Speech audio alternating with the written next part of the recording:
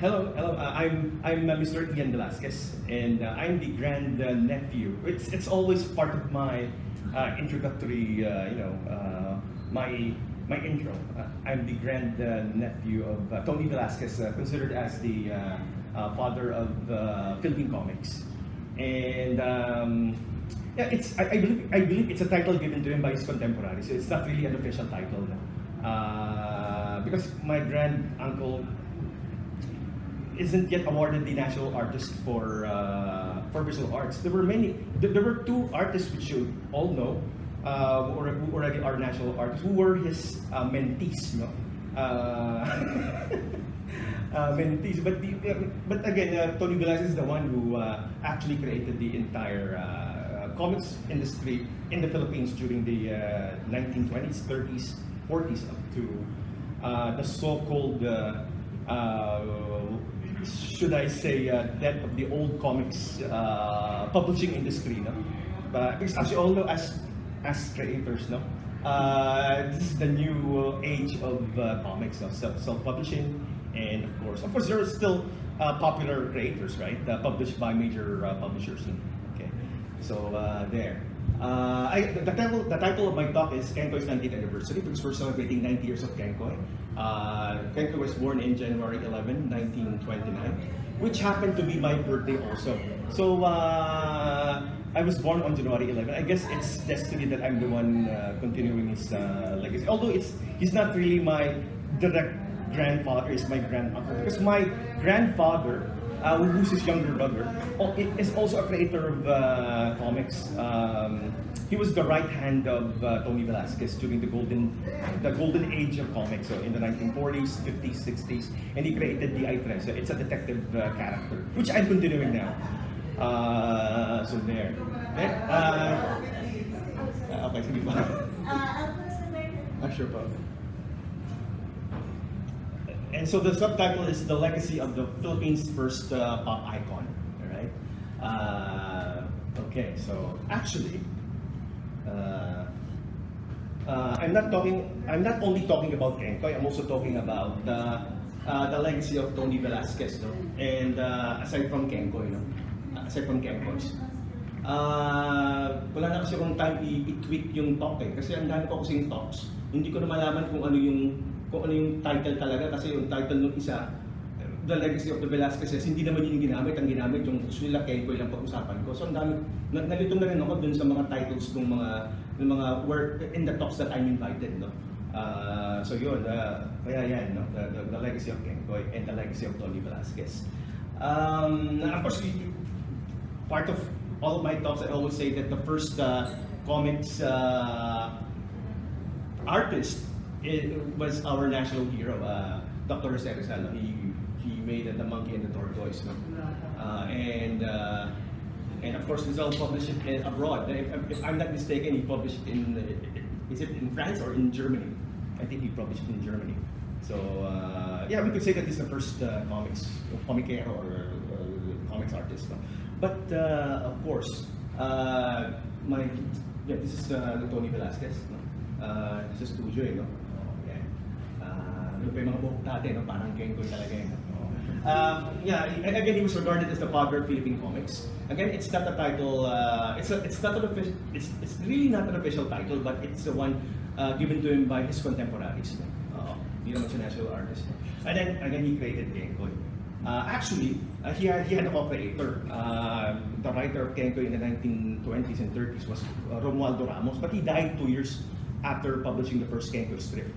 And for many years, Tony Velasquez was the one who steered the ship of Kenkoy and his other characters, no? Hindi na namin mahanap yung mga Ramoses, no? Kaya ang daming Ramos, di ba? So hinihintay namin lumapit sila, no? Pero kasi essentially throughout the decades, it's known already that Tony Velasquez is the one who created Kenkoy. So okay na. Yun. He was the editor-in-chief, general manager of Ace Publications, the largest, the first publishing house of comics in the Philippines, in the 1940s. Oh yeah.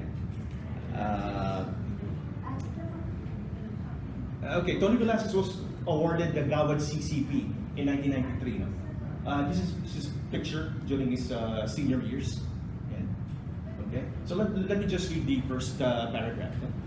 Si Antonio Tony Velasquez ay karapat-dapat matawag na ama ng Tagalog comics.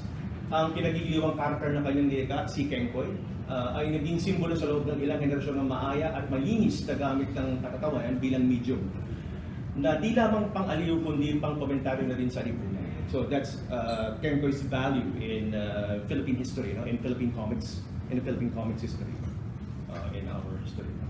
Ayan. So there, Gawan CCP. No? Yeah, let me also add, no? Add ko na rin, no? Take advantage ko ng second paragraph, no? Let me read, no? Lumikha si Velasquez ng mga karakter na mahusay ang magkakabuhi. Katawa-tawa ang lengguwahe, kaaliw-aliw ang kilos, kawili-wili ang anyo at mukhang pamilyar sa ating lahat. At sa pamamagitan nila ay isinilarawan ng kartonista ang buhay at panahon ng pamilya at pamayan ng Pilipino. Gamit ang mga temang may kinalaman sa mahigpit ng pagkakabuklod ng pamilyang Pilipino at sa kaisipang kolonyal at pagkahilig sa uso ng mga Pilipino sa syudad. No? Ayan. Sige. Sige, can I go to the next slide? Ayan. These are the titles published by Ace Publication where Velasquez served as editor-in-chief and general manager. No? Ayan. Hiwaga Comics, Filipino Comics. Ito talaga yung premier comics in the Philippines during the 1940s, 50s. Collector's Treasure, yung value this, no? Sa secondary market, alam ko, thousands of pesos na yung mga yan, no? Issue number, Filipino Comics number 1, Iwaga, Special Comics, Tagalog Classics, no? Sa secondary market, no? Ano yan, no? Each issue would command 10,000, 15,000, 20,000 pesos, no? Ayan. Pero hindi ko na alam accurately kung magkano talaga yung bentahan doon, depende sa collector, depende sa condition and value. No? Anyway, these are the titles spearheaded by Mr. Tony Velasquez. No? Yan. Ito na nga yun. The first comics collection, no? Collection of comics. Album ng kabalbala ni Kenkoy. No? Kita nyo Ramos and Velasquez. No? Ito yung nandyan sa shameless plug, no? Konti lang yung copies, baka wala na nga. No? Dun sa table namin sa S13, no? Hindi namin ma-create ito kasi ang pag ginamit namin itong mismong ang tawag dito, itong image na to masyado nung pixelated, so we made a new cover for ito yung binibenta namin, a convention exclusive, only available here at Komikon Grande, 90 copies, no? Yung mga finalists ng fan art ng Kenkoy would receive one copy of this. No? Ayan, ito yun. No? Pwede na rin, no? Ayos naman na ganun. Marami nang bumili. No? Thank you for those who bought this. Ayan, limited edition. 90 copies kasi 90 years ni Kenkoy. No? Ayan, so this is the first comics in the 1930s. No? Hinabol siya ng aso. Ito kasi yung first adventure misadventure ni Kenkoy, hinabol siya ng aso. Oo, papakita ko. Ito siya. This is the first ever Kenkoy comics strip published in the Waymay magazine on January 11, 1929. Again, it's my birthday, no? So siguro na, ulitin ko ulit for the benefit of those who just came in, parang destiny ko, even though hindi talaga ako grandson, grandnephew ako eh. I believe it's my destiny to continue the legacy of my granduncle, no? So ito kasi yan, no? Ito si Binong, yung kanyang best friend, no? Pag ingatan mo yung ukulele mo, po, at baka masira. Amot ako ang bahala, pag nasira, ito yung sira na rin ako. Ayan. Second panel, show me the way to go. Makanta siya. Grrr, aso. Yung kanina, di ba? Harang-harang, asong ulol, kaw-kaw. Ito na yun. Umakat siya. Walang iyang aso ito, hindi tuloy ako makauwi. Nakagugutom na ako. Shoot. Grrr. A.S. Velasquez, 1929. Nandito yun, dun sa comics, yung first page, no? We reprinted it to commemorate the first ever Kenkoy comic strip. And pansin nyo, hindi pa ganun pa-refine yung kanyang style. No? This is from the original artwork which we have. No? It's the family heirloom. No? We exhibited this in April at FEU Manila because we held a Kenkoy exhibit there for 2 weeks. No? Pero never ko nang ilalabas yan, no? Kasi pinakabahan ako, pitignan ko yung mga estudyanteng baka mamaya, ang liit lang kasi yan, baka dukutin na ganun sa bag, no? Kaya this is the first ever, we have the original, kaya yun, dinervous ako. I believe that will be the only time that we'll be exhibiting that, no? Kasi ako ba naman bantay, no? Araw-araw ako nagbabantay dun eh. Wala pa akong work doon nung nagkaroon ng exhibit sa FU Manila. Ayan, ito yung kanyang first ever. Siguro 18 or 19 pa si Tony Velasquez. He was born in 1910, 1929. Mga ganun, 18 or 19 pa lang si Tony Velasquez. Si Mang Tony. Ang tawag sa kanya, Pop Tony. Gusto nila American eh. Polonia. Pop Dam, Pop Tony. Gusto nilang tawag. Ayan. Okay. So, Kenkoy was very, very popular, no? Siyempre, kanina, nakikita 4 panels pa lang siya, no? 1929, no? Throughout the years, 1930s to, no? Marami ng panels, so, and it's in full color na. It's in full color na siya, no? And then in 1950, ay nagkaroon ng Kenkoy packet size comics. Ito siya, ganito kalaki, no? Ito yung copy, ito yung isa sa mga grand prize na ibibigay ko sa grand winner ng Kenkoy fan art, no? At it's a cash prize, no? 1959, no? And, okay. So, packet size, so yung kalaki. And the first Kenkoy film starred Lupito. Siyempre, halos lahat tayo hindi pa pinapanganak dito, right? Lupito, di ko pala alin. Lupito, Virginia Montes, Eddie Infante, Lupita. May Lupita pa pala, no? Baka anak niya o asawa niya, no? Bob Padilla, no? Ang kilala lang natin yun, si Deli Atay-Atayan. I'm sure naabutan natin si John and Marcia yun. Supporting cast pa siya. Hindi natin alam kung sino siya doon, no? Because of 1950s to, eh. Oh? Now showing live. Ito yung mga cast-character si Tirso, Talakitok, Dikyam, Huli, Tero, yung mga parents si Kenkoy. No? Ito yung ampon ni si Chikiting Guban, no? Walang salawal. No? Yung kanyang ampon, deaf mute siya. Yun si Nene, anak niya. Si Junior, Kenkoy Junior. Si Rosing, siyempre. No? Si Kenkoy and Rosing, yung kanyang love interest, yung kanyang love of his life, yung Maria Clara, sweetheart niya. No? Yung kanya yung parang nag-symbolize ng Filipino woman during those times. No? Ayan. Okay, so ayan. The last Kenkoy film was starred Chiquito in the 1970s, no? Kenkoy and Rosing, no? Ayun, sino mo may mga kilala? Lucita Soriano yung boy pa, di ba? Dinky ito, patay na yata, no? Yung senior yun. Yun. Yung senior, siya si Teniente Dikyam, no? Ayan. Tero de Guzman. I'm sure familiar sa inyo yung mga names, right? Pero iba dyan, ano na eh. Deceased na eh, no? 1970s, kaya matagal-tagal na rin eh, no? I guess kaya siguro nakalimutan siya ng karamihan kasi walang Kenkoy film noong 1980s, 90s, 2000s, no?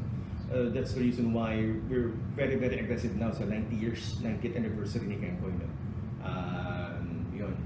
Hindi nila alam kung sino si Kenkoy, no? Yung mga nakakaalam na lang yung mga yun, nabasa yung copies ng comics ng inyong grandfather, ng inyong mother, ng father.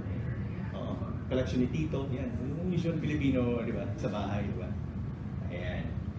Ayan, directed by F.H. Constantino, courtesy of Video 48, no? Yung owner ng Video 48 si Sir Simon, anak siya ni Mauro Malang, no? Also part of the Golden Age of Comics, contemporary niya. So, I also tried my best to communicate with the heirs, so yung mga second generation or third generation ng mga artists, no? Yan. Mauro Malang Santos, no? National artist din siya. Yan. Ito yung self-portrait niya, ni Tony Velasquez in 1946, no? According to Noni Marcelo, the creator of Ikabod, no? Kenkoy is the Philippines' first true pop icon. No? He is a ludicrous portrait of the Filipino, pathetically trying that, but barely succeeding in keeping up with his American mentors, no? Yan. Yun. Kasi ang pop icon natin ngayon si Jollibee na, right? Siya rin nag-represent sa mga Filipinos, no? Kapag Jollibee. Pinapilahan pa yung Funko Pops, right? 5,000, no? Yung metallic Jollibee, no? Sana si Kenkoy magkaroon din ng gano'n, no? In the future, no? Kasi siya naman talagang first true pop icon in the Philippines, hopefully with the help of people, no? Mamaya na lang, may ibang details, no? Alright, so ito yung mga trademark lines si Kenkoy, no? Kasi colonial siya, no? So he's trying to emulate the Americans, right? Kenkoy was created in the 1930s, 40s, no? During the American period, no? By Gali, so nakaspell out ng by Gali spelling. Siyempre, American is by golly, right? So by Gali, kanya nakaspell out yun. It's very necessary. No? Okidoki.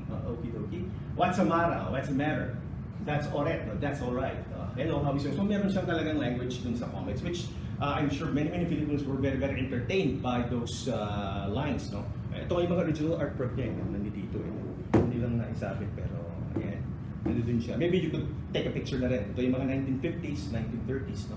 Para you could see yung kanyang The way Kenkoy uses the language, no? Ayan. Parang colonial yung approach, no? Parang inaano yung mga American na no? Or making it his own, no? Ayan. Ayan, sige. Okay, sabi ko nga, di ba si Kenkoy, pop icon, no? Ano, nung panahon kasi, unang panahon kasi, di ba? Yung comics, sa Filipino Comics Club page na to, no? Nag-ano rin siya, no? Nag-endorse din siya nung yung Fletcher's Castoria, no? Yan. Meron din siyang, ano rin siya, art icon din siya, si Kenkoy, no? Ayan. Tsaka itong Nurse Copy, creation din ni Tony Velasquez, no? Kasi our family owned Velasquez advertising agency. Sabay yun eh. Siguro kung nag-advert, mas mayaman kami na. Pero okay na. Ini totoo kasi yung they employ, yung mga artists nila dito sa advertising, transition to comics, yun Fred Carrillo, Tenny Henson, lahat yung magkakaibigan sila. So they were the ones who really, they're very, very close. No? Yan. So yun. Yung grandfather ko ganun din eh. Siya yung head ng Velasquez Advertising Agency. No? Kasi he never drew eh. Mystery yun eh. He's good in drawing eh. Yung si Tommy Velasquez. Kasi Tony Velasquez granduncle ko. Yung pala, siya yung tumitiro ng mga ng mga candy. No? Ang laki pala ng kita ron. Tsaka yung, kaysa maging artist. No? Pero writer siya ng DI-13, di ba? Ba't wala man lang siyang yung pala yun.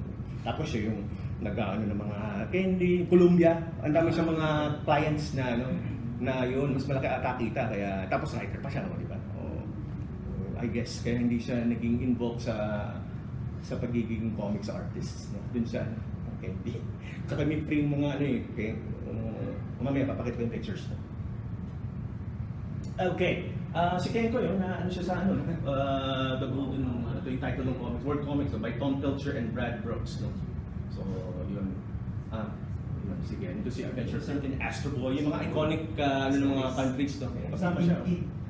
Siya lang ata yung Filipino character na in-include. Yan. Next edition, Jollibee, no? Sorry. Okay, aside from Kenkoy, there's Nanang Pandak. Nagkaroon ng spin-off sa Filipino Comics, no? He had his own, meron ng parang Kenkoy shared universe, no? Nagkaroon ng mga spin-offs, no? Yung Nanang Pandak, siyempre hindi pa correct dati, no? Nanang Pandak yung title ng pangalan nung, di ba? Siyempre derogatory yung Nanang Pandak, di ba? Yung mga vertically challenged, siyempre dahil hindi mo pwedeng title ng comics yung Nanong something, di ba? Or baka may ma-offend na, alam niyo na, no? Dati kasi medyo hindi pa PC, right? So, wala pa, kaya ganyan, no? Tsaka yung mga jokes sila, minsan, hindi mo naman ganun yung mga, hindi pa ganun ka, yung mga jokes, physical yung tinitignan, no? Ayan, sige. There's another character, no? In 2021, 90 years na rin si Ponyang Halabaybay, para siyang Betty Boop character. Siya yung parang, yun. Doon eh. Shared universe, si Nanang Pandak nandun doon, yun. Pero si Nanang Pandak mayaman, no? Siya yung pinakamayaman dyan, no? Si Nanang Pandak. So, maraming nililigo kay Ponyang para sa Betty Boop character. Okay. So, liwayway din siya, nag-appear. Ito yung kanyang Filipino comics, no? Shameless Plug, no? Ito yung DI-13, no? Ayan, Ace Publications. Ito, si Larry Alcala to eh. Siguro, ito si DI-13 to kasi si DI-13 meron siya may Kiss Me siya dito eh. Kiss Me, no? Siyempre, alam niyo naman, no? Bonjing kay Mars Fabulous. They're all contemporaries, no? Yung mga golden age of comics artists and writers, no? Sige, let's go to the next slide. Gusto ko lang i-mention yung kanilang contemporaries, no? Ito yung Frieza bubblegum, no? Super miniature Kenkoy comics, no? So ganun ka-popular yung comics dati, no? Talagang it's the golden age of comics talaga, no?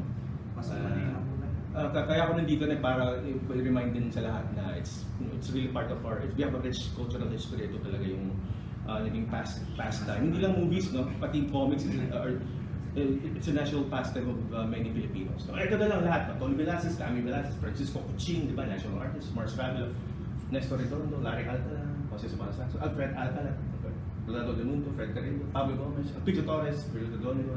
Ito yung mga talagang Federico Abinal, Vicente Manansala, no? Nag-comics din. national artist. Jim Fernandez, si Zuma, Nestor Leonidas, Tony Carabana, Tenny Henson, Rudy Nebres, Ben Manicla, Adi Gonzalez, Mar Santana, Elena Patron, no? Ito yung mga female writers. No? Kay Ocampo, Floro Derry, Narisa Cabral, Nestor Malgapo, Sonny Trinidad, Rico Riban, no? Yun yan si Mang Rico, no? Legend, no? Legendary, no? Alex Nino, Hal Santiago, no? Legendary guest, no? Parkman, Don Santos, and marami pang iba, no? Too many to mention, no? Yung heyday of comics na talaga yung nag-rule ng comics in the Philippines during the old age. And maraming phases yan eh, 1940s, 50s, may mga wave yan eh. Second wave, third wave, fourth wave. Okay, sige. Nilagay ko lang yan just to honor all of the golden age of comics artists and writers. Ito hindi ay 13, no? 1949. No? Siyempre, meron, di ba, 13, kung hindi mapapagaling doktor ang sakit mo sa puso, sino ang kailangan mo makakapagpagaling sa'yo? Ikaw, Sally. May mga ganyan silang mga hugot, may mga hugot na silang ganyan. No? Ayan, ito yung mga characters, si Nano Panda ko. Ang dami, Berto, Alabog, Inbotion, Larry Alcala, Mulawi, etc. Okay. Ito yung tuloy ko na, yung DI-13, no? with Rico Rival. Did you know that as yung ka-90 years ni Kenkoy, itong mga iconic characters na to, Papa the Sailor Man, no? And Adventures of Tintin. No? So iba-ibang countries yan, di ba? No, so yun. So parang halos magkakawig sila yun. Alam ko, January pareho itong dalawa eh, si Kenkoy at si Tintin eh. No, ito parang nasa January 1929 ang kanilang birth, no? So they're all celebrating 90 years. So ganun, so iconic talaga, no? Ito naman yung stamp, no? 2003 pa eh, no? Ayan, nagkaroon sila ng commemorative, no? National Stamp Collecting Month, no? Ng Bill Post yata ito eh. Okay, sige. Ito naman yung mga tributes ng mga contemporary artists, no? Si Lan Medina, international artist who is penciling, alam niyo naman, Aquaman, Justice League, diba? From Epic Studios, si rock and roll, si Idol Jim Jimenez. Ito naman yung mga new breed of indie comics creators, si Gios Desquiao, no? Ito yung characters na sila, kalat na kisig, no? And of course, Arnold Are did this tribute, no? Ang ganda nito eh, no?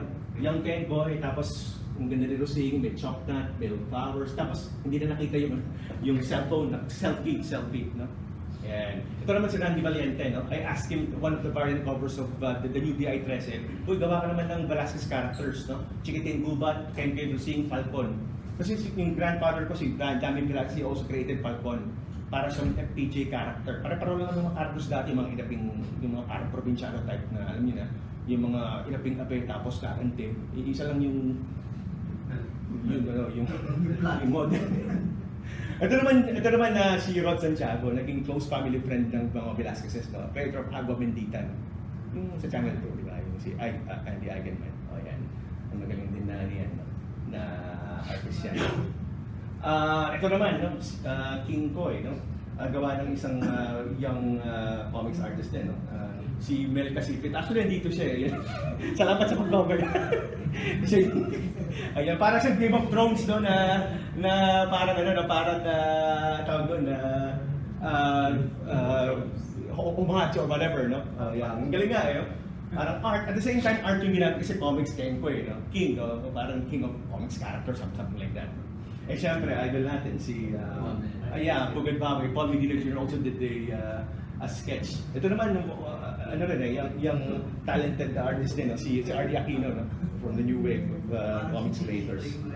Di ba, parang gano'n Chiquito yung parang niya, no? Yung Kenkoy niya. No? The legacy of Kenkoy, we're doing our best to make Kenkoy visible, no? Ito yung exhibit sa SM Manila nung Independence Day last June, no? Yung mga original art, hina-highlight namin. Tsaka nagkaroon kami ng 2-week parang exhibit dyan, no? Tsaka yung parang selling of comics, no? Philippine comics yun, SM Manila. Tapos yung naman sa NTU, no? Yan. Sa isang, ganito parang double ito eh, no? Yung exhibit area, no? Yung mga original art ni Tony Velasquez, no? Hindi lang Kenkoy, pati lahat ng mga konyang halabaybay, nanong pandak. So lahat ng mga may kinalaman kay Tony Velasquez. No? Okay. Yun, ito na nga yung release no, 19th anniversary commemorative edition. No? Feeling ko sold out sa labas eh. No? Oo, ayan, by Velasquez Characters Comics. No? Ito yung binibenta namin. No? Exclusive to 90 copies lang. No? Ayan. We might do another printing, no? Pero baka ipa-pre-order ko na. Tsaka wala nang Komikon logo, tsaka wala nang extra features. No? Ayan. Okay. Hindi ko nalagay time to enter pa. Okay, so I'm talking to Halima Sculptures, no? They're doing, it's in development yung official Kenkoy license, ano. Dapat hindi na ihabol this year, next year na lang daw kasi busy sa Combatron, you know. Okay, tsaka dun sa Darna action figures, so hindi na ihabol. Ako lang naman, sabi ko, it's okay, it's fine, no problem. And we're talking to a digital platform, so hopefully matuloy din yun. And I'm sure marami rin mga indie creators na kinakausap itong platform na to, hindi ko sabihin yung pangalan, no? And meron din isang convention na gustong gawing mascot si Kenkoy, no? I'm also talking to them. So mukhang positive naman, mukhang 70% they're very, very interested. And there's animation also. In fact, wish me luck on Tuesday because of one big international animation companies. I'll be meeting with their head this Tuesday. No? So hopefully maging cartoons or maging short features si Kenkoy para makilala yung mga characters ng mga kabataan. No? So wish me luck. Talaga may meeting talaga ako sa Tuesday. No? International company pero ilo-localize daw nila yung content nila. Hindi ko muna sabihin baka hindi matuloy. Baka hindi. Baka ma-jinx. Excited ako. I'm totally excited to have Kenkoy be an animated product, an animated feature. No? So I'm talking to them on Tuesday. Dapat yung Thursday, sabi ko hindi ako pwede. Tinesting ko kung talagang pumayag na mag-Tuesday, no? Being interested, no? Kasi hindi yung pinakitang atat-atat ako, although yun naman talaga yun naman talaga yung totoo, hindi pinsa atat-atat ako maging animated show. And feature film, I'm also talking to studios, pero naka-line up eh. Ganun daw yung nature doon eh, naka-line up siya. Ito yung mga uunahin muna, naka-line up. So, I don't know. Siguro parang karoon ng animation, they would, di ba? Naka-line up, kunin natin dito yan, di ba? Or depending on the, last slide na to. Pwede ko na mapakita to? Ito yung mga Kenkoy Fan Art Contest finalists, no? Ang theme kasi is Loading Icon, Pet Malong Rig, no? Yun yung ito yung maraming nag-send on 8 entries, no? And of course, tatlo lang yung finalists, no? Yung finalists, they will receive a copy of this one. Ito, album ng kabalbalan ni, pinut out ko na, baka mawala pa no? Album ng kabalbalan ni Kenkoy, no? Comics, no? Yan. Ito yung entry number 1, entry number 2, tsaka entry number 7, no? Ayun. Ano pa ba? So, I guess that ends my presentation. Since nandito kayo lahat, maybe you may want to ask me questions or comments on Kenkoy. If ever magkaroon nga yung feature film, who among the stars of today na pwedeng tingin yung maging parang kay good question. Siyempre, nung unang iniisip ko, siyempre, sila Empoy, ganyan, sila Bong Navarro. Ayoko lahat yung mga yun no?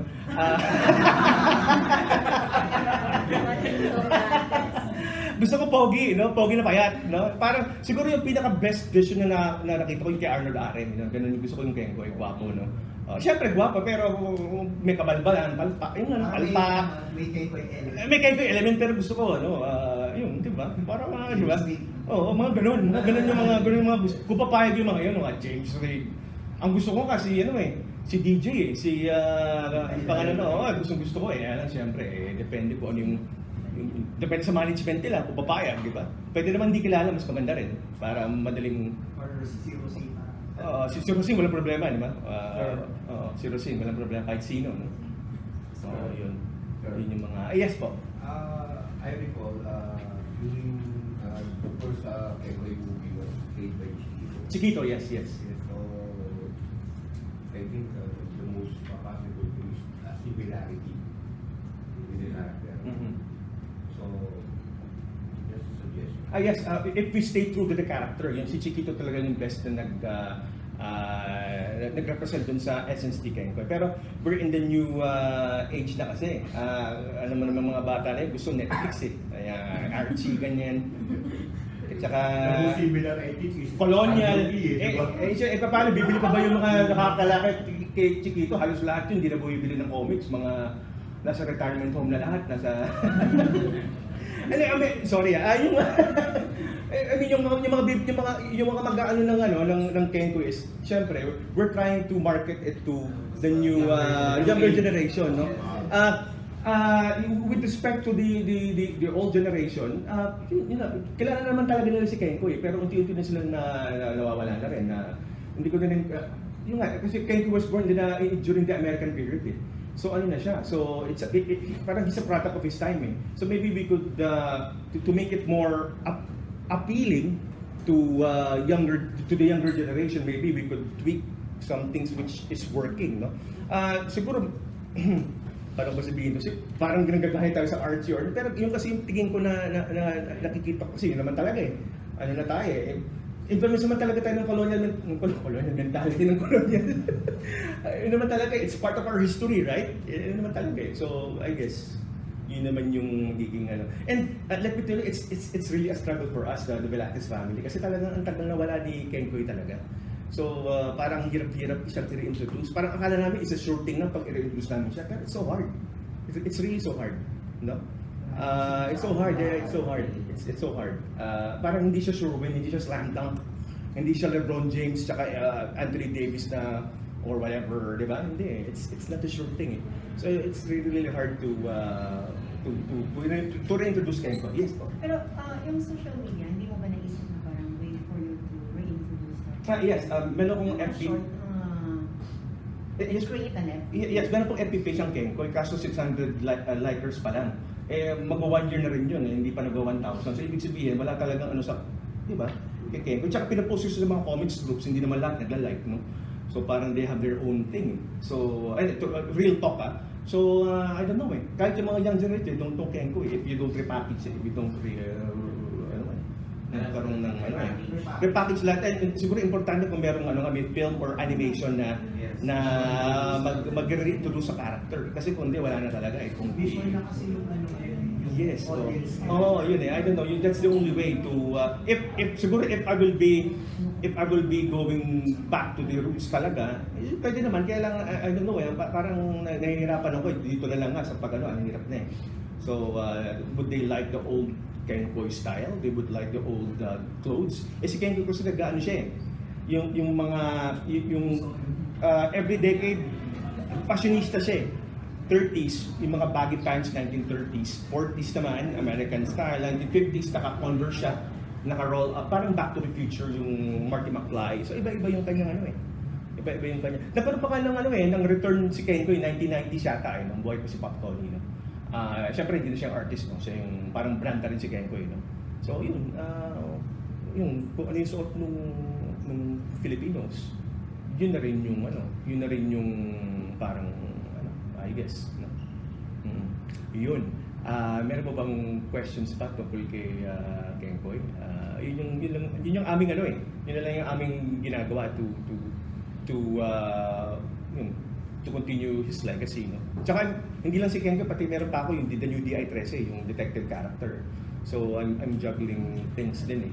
Kung and then at the same time I'm teaching full time eh, kasi yun yung aking ginagawa eh, no?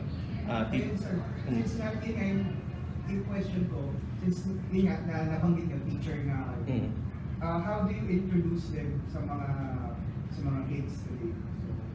College pa kayo. At the college. So, how do you introduce yung mga Kenkoy, UCI Preso? Yung mga subjects ko kasi hindi ang pinaka-ano yung literature. Yun lang yung kasi yung kasi English literature yun. Hindi pwedeng ito Tagalog. Ang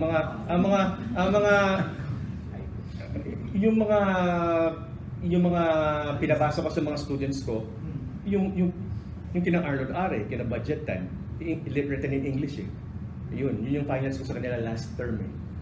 Sabi ko i-play nyo yung isang chapter, isang scene sa mythology class or sa 13. Kasi award winners eh, di ba? National Book Award winners eh. So yun yung ginawa ko. Hindi ko kasi nung midterms nagbasa yung binasa namin yung ano eh. Siyempre yung mga iconic, mga Nick Joaquin, alam niyo na no.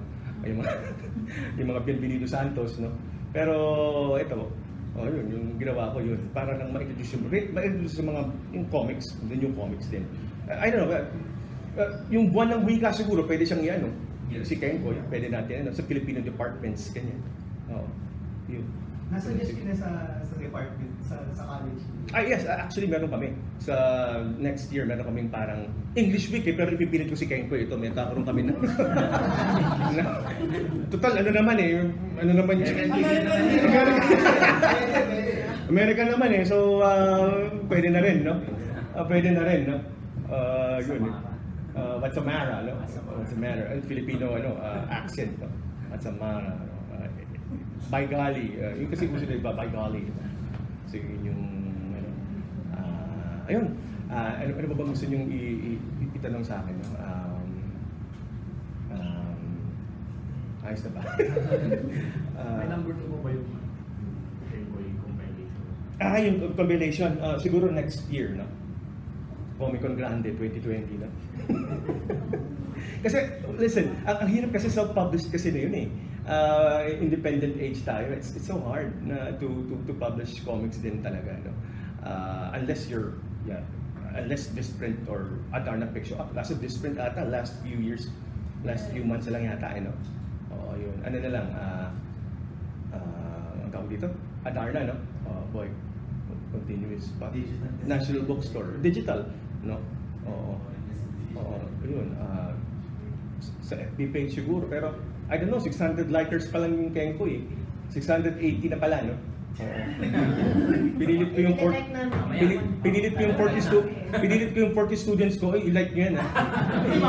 Hindi babagsak.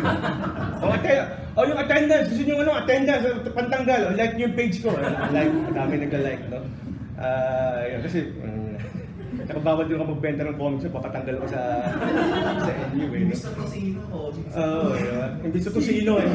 Tawa sila ng tawa niyo ko, pwede. Sabi ko, di pwede. Nakatago yung video dyan, di ba? Teacher, nagbenta ng comics, tanggal, di ba? Di ba, lalo na yun, di ba? Ang mga teacher na yun, di ba? Alam niyo yung viral na yun, rapid tulpo in action, di ba? Sana may gumawa ng comics dun, regarding dun sa mga ganun social media, social commentary na about rapid, yung siyempre babaguhin mo yung lahat yung social commentary. Ano ba bang i-add ko? Asan ba yung mga sino mga missionary sila? Para ma-award na yung para ma-award na yung sa mga finalists. Hi po, sir. Kasi sabi mo limitation, hindi mo magamit mo sa English classes niya. Perhaps you can challenge them. Do a full translation to English. Isa sa mga activities yun. And then English yung labas. Nga po. Sige po. Makikita mo kung ano yung understanding nila nung Yan, thank you for your suggestion. Buti na lang, may ganun suggestion si sir. Pang midterms. Pag midterms. Kaso wala akong literature class na yun eh. Last term pa eh. Kaya hindi ko magamit yung comics eh. You can even be a finals work, di ba? Kasi mahirap yun. Especially for non-Tagalog students. So, i-research pa nila ang ibig sabihin. Oo nga po, sir. Lalo na ito, 1950s, iba yung ginagamit na Tagalog eh. It's different eh. It's different eh. Yung mga kids kasi ngayon mas more on English speaking na ngayon. Pag pinatagalog, baksak pa nga sila sa Filipino. Challenge na. Alright. Yung educational tool din nga yung comics. No? Actually, I'm also doing, kasi pag nasa academic ka eh, you have to do research, you're forced to do research by your college, you know. So yung ginamit ko, syempre comics na rin, no? Yung how comics is used as an educational, chauvinist, instructional, whatever, no? Nandun na rin yung ginagawa ko. And baka magsulat din ako ng book on the life and art of Tony Velasquez, no? Magpapadeload ako, yung pwede pala yung creative work aside from research. Yun, parang babayaran ako ng NU to write yung manuscript, no? Ganun pala. Tapos paghanap lang ako ng publisher and I've talked to one publisher, no? Pero kailangan daw may manuscript eh. Nag-pitch lang ako, pitch ako. I've met with the owner, blah blah blah, okay, Kenkoy, chuchuchu, di ba? So, we need the manuscript. Okay po. So, kailangan gusto nila lang for review. Ganun pala yun kapag mga legitimate book publishers. They really want a complete manuscript. Hindi pala pitch lang. Sir, kung yung draft sa university, Yun po, yung kahapon, kakapasok ko lang po nung para ma-deload ako. So let's say, kunyari kung 6 subject ko turo ko, 3 na lang, di ba? So half of my my stay in university, I'm writing the life and art of Tony Velasquez. Habang nasa Starbucks. Yun. Sa mga contemporaries ni Pop Tony, sino yung pinaka-talagang sumikat? Na hanggang ngayon na, alam mo yun, kumikita ng pera. Madami po. Mars Ravelo pa rin. Yeah, Mars Ravelo, definitely. Royalties, di ba? Di ba ABS-CBN magbawa? Stars sila ba? ABS-CBN. Siya. Kasi kami ang, di ba si Alex Nino? Alex Nino, yes. And, sumikat na rin si Redondo. Nestor Redondo. Yung dito, sila ko siya wala pa eh. Wala pang maano na movies or... Ang alam ko, Epic is doing one adaptation of... hindi, meron pang bago na yung Pedro Pinduco eh. May babae yung bida eh. I forgot. Hindi. But yun nga, ang advantage ng mga coachings, but ano sila, national artist sila. They were awarded the first comics, from comics to be awarded the national artist. No? Tapos, sayang din nga si Larry Alcala last year, hindi na take advantage ng family yung pagiging national artist eh. Sabi hindi pa eh. Kasi kung hindi talagang super full ito na nga, hindi na nga, di ba, tinitake advantage ko yung Kenkoy being the first comics character, Tony Velasquez being the pioneer, the father of Philippine comics. Kasi sa father, siya nga kasi nag-start ng comics sa Philippines, no? Strip sa Liwayway, and then 1947 yung Ace Publications. Siya yung editor-in-chief tsaka yung managing editor, no? Siyempre yung pera si Don Ramon Rose, siya yung nag-finance, di ba? Pero from the creative side, siya talaga yung siya yung nagbuo ng mga artists. Pero if ever, sir, pinaka-campaign din ng family niya na gawin nga siya kailangan siya for... Yes, we've done research, kaya lang you have to be paired with you have to talk to a big group eh. Group ganun dapat eh. So, Siguro pakita yung artist ito. I guess so. Ganun din. Kung papayag sila, papayag eh. Curious ulit yung mga tao eh. Yung sa mga I feel na since dalawa lang mentees ng granduncle ko yung naging national artist, I feel he should be the third. Wala na, I mean, no debates on it. Kung ako tatanungin, siyempre biased eh, no? Pero of course, kung wala tayong magagawa, kung meron silang campaign na another artist na hindi si Tony Velasquez yung iyan, no? So I mean, that's life eh. Kasi parang si Kenkoy kasi parang nasa level na siya nila. For me yes, parang na yes. Panday, parang yun yung pag sinabi mong comics sa Pilipinas, ganyan eh. Dapat gawa mo ng maging superhero siya. Siguro pa pwede. Fine art. Diba? Superhero siya, madaling ibenta. superheroes eh. Ayun kasi, alam mo naman eh. Pagka like Bonji, Medyo mahirap siyang mahirap i-package kasi. Si coaching mahirap i-package. Kasi kanya puro epics eh. Puro panahon nung... Mahirap masyadong gawin niya kung ano siya. Or siguro ang movie, talaga magastos din. Nagawa na siya dati actually, lahat ng karamihan ng mga epics ni mga graphic novels ni Coaching naging movies talaga eh. During that time, it was popular during, pero yun ang sinasabi ko, ang hirap ng today, ang hirap na siyang mahirap siya. So, pero hopefully nga, I feel animation siya magpa-flourish eh. I feel, nararamdaman ko eh. Ito na eh, Tuesday. Ilang tulog na lang, makikipag-usap na ako dun sa side. I hope they offer us na ito yung gagawin kay Kenkoy, yun yung hinihintay ko eh. International siya, hindi siya dito. Dito rin, ilo-localize. Meron silang ano dito, meron yung company international pero meron silang local, ilo-localize na yung content. So, hindi lang, they're not only talking to me but to other popular Filipino IPs, no? Parang na-mention sa akin, Gupet Baboy. I don't know if Paul Medibro would agree. Pero ako mag-agree talaga ako. Bahala na, no? Di ba? Pero siyempre, sa una, ano muna, medyo paano muna, no? Pasuplado effect muna, iba na nandito yung ano, no? Ano, pero siyempre, I hope na maging positive, maging yun talagang gusto ko talaga mangyari. I mean, I don't know And siya kasi talaga yung first comics character. It's true, di ba? It's the first comics character, the first comics, the first hindi ko na alam kung ano pang dapat gawin. Predating Archie, di ba? Predating every di ba? Yung siyempre mga kabirthday niyo yung kanina, di ba? Sina Tintin tsaka sina Popeye the Sailor Man, di ba? Pero yun talagang is one of the legends talaga kung tutuusin. Nandun pa nga sa international Tsaka palaging nire-recognize kapag may history of comics sa US, no? Tsaka sa mga Komikons, binimension talaga yung mga comics, comics, kasi bago yung 70s edition yun, ito yung sina Redondo, sina Alcala, di ba?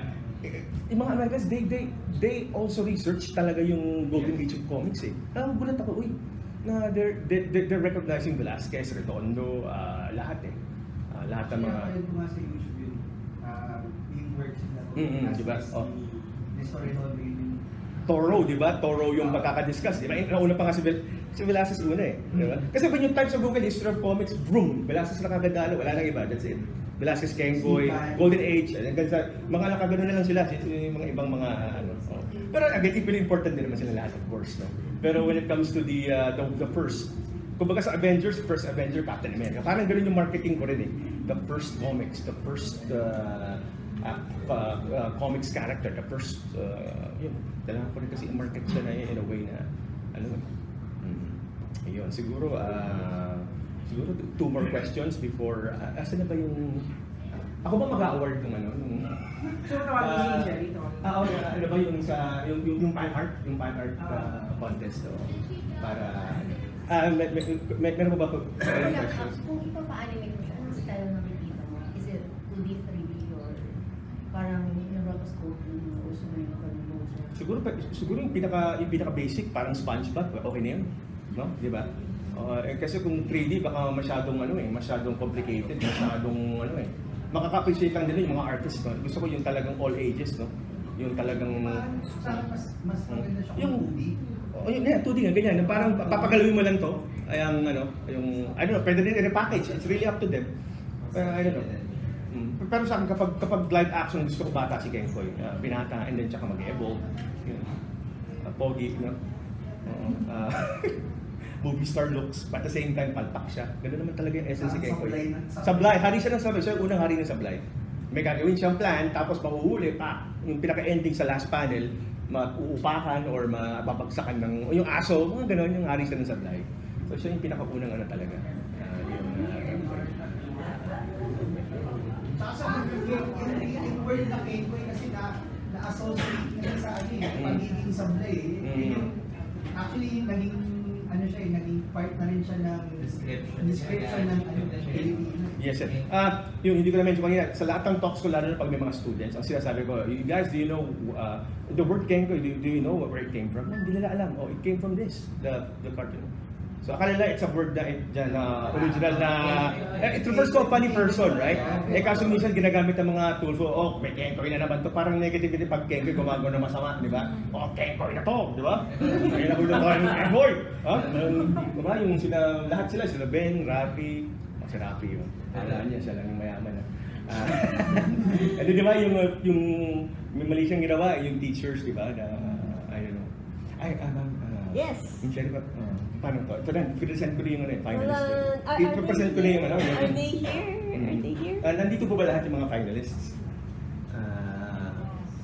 Entry number 1, nandito po ba? Ikaw ba lang? Wow! Yay! Ito na pala natin. Saka lang, yung listahan nga ba? Yeah. Nasa inyo ba? No. Talaga, entry number 1. Entry number 1, ito siya kala po, kunin ko yung Google Drive ko. Hindi kami prepared, Hindi sir. prepared masyado. Ayan, Ayan, pero kilala ko yung entry number 2. entry number 2. Yeah, number 2. Ayan, si Steph. Sino pa yung nagsabi Yung entry number 7, sino? Nandito ba? Who submitted 7? 7? Wala siya. She's not here. Sige, I will contact na lang. Ayan. Teka lang po. Ito yung name nila hinahanap ko, mami. Oh, crap. Sa side yun eh. Wait. Kaya lang I don't have it. Wait lang po. O, di ba? Hindi kami prepared. Ito, entry number 1. Nag-hosting kasi ako nag-bracket ko. Pag, Sige, game. weddings, kasal. Totoo. May TM talaga ako pag yung nag-run. Sideline. Sideline talaga ako, no? Mura lang po. Entry number 1, Alan Joy, Monte Claro. Ayan. Okay. Entry number 1. Okay, entry number 2, Steph Bravo, Somalia. And entry number 7, wala siya to? Carmelo, Perlas. Wala. Sige. Ay, teka muna. Paano magbibigay ko yung ano? Yeah. As a picture. You receive a copy of